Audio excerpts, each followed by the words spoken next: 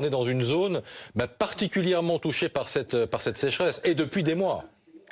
Et depuis des années, de manière chronique, depuis 2017, l'Aude a subi de nombreux états de sécheresse aggravés. Et même lorsque, en France, on a eu un peu une année plus humide en 2021 avec plutôt des inondations, la sécheresse continuait dans l'Aude avec des territoires qui étaient même coupés d'alimentation en eau potable. Donc on voit qu'on est sur un territoire où ça s'aggrave d'année en année.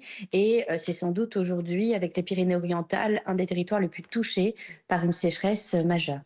Isaac, en dépit de ces pluies évoquées par Adrien, les nappes phréatiques n'ont pas été rechargées, que certaines sont déjà à des niveaux très préoccupants?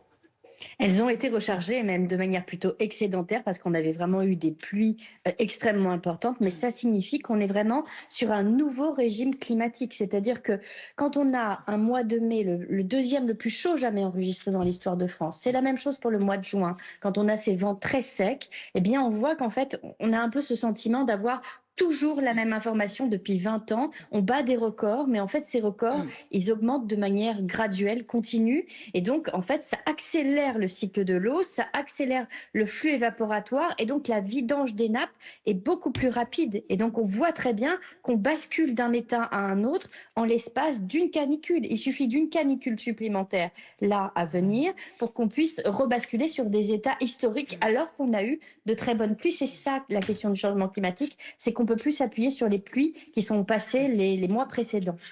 Voilà, je donne